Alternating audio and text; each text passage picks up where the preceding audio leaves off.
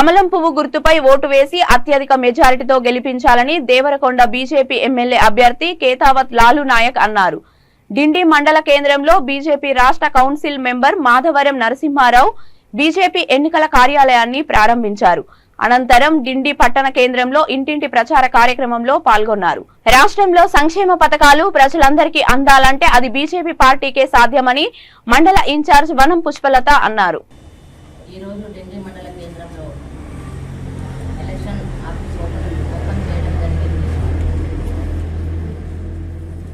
Bharatiya Janata party అభ్యర్థి కేతావత్ లాలు నాయక్ గారిని కమలం పువ్వు గుర్తుపై ఓటు వేసి గెలిపించాలని ఈరోజు డిండి మండలంలోని డిండి గ్రామంలో డోర్ టు డోర్ క్యాన్వాసింగ్ చేయడం జరుగుతుంది. అలాగే గతంలో ఎమ్మెల్యేగా గెలిచినటువంటి రవీందర్ కుమార్ నాయక్ కానీ ఇంతకుముందుకు పోటీ చేసిన బాలు నాయక్ కానీ దేవరకొండ నియోజకవర్గంలో ఎక్కడా కూడా అభివృద్ధి జరిగిన సంఘటన లేదు.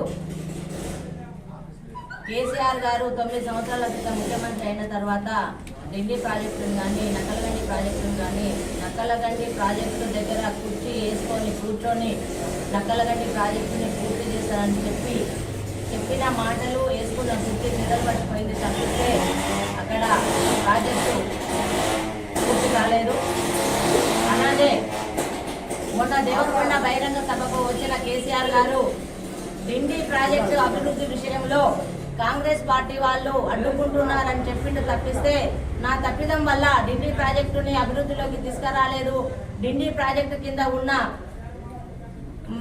ఏవైతే ఉన్నాయో పొలాలు వాటికి నీరుని అందించే విషయంలో మాట దాట వేస్తూ కాంగ్రెస్ పార్టీ నా అభివృద్ధిని అడ్డుకుంది అని చెప్పిండే తప్పిస్తే ఎక్కడా కూడా నేను చేయలేదు అనే మాట చెప్పలేదు. ఢిల్లీ ప్రజలందరూ కూడా గమనించాల్సిన అవసరం ఎంతైనా ఉంది.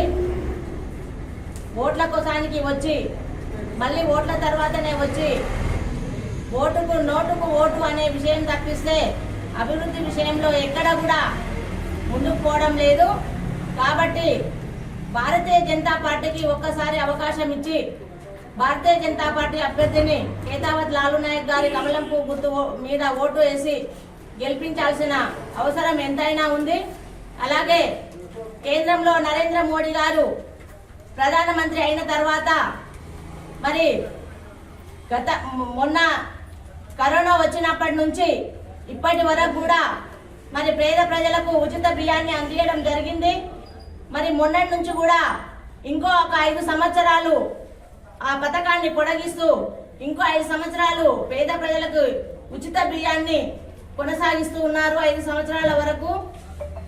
అలాగే కేంద్రంలో నరేంద్ర మోడీ వచ్చిన తర్వాత మరి ఎస్సీ వర్గీకరణ విషయంలో మన మందకృష్ణ మార్గతోటి సమావేశం జరిగినప్పుడు విశ్వరూప సభ జరిగినప్పుడు అలాగే బీసీ డిక్లరేషన్ అన్నప్పుడు బీసీ సీఎంని కూడా చేస్తానని చెప్పి ఇంతవరకు ఏ ప్రభుత్వం కూడా ముందుకు రాలేదు.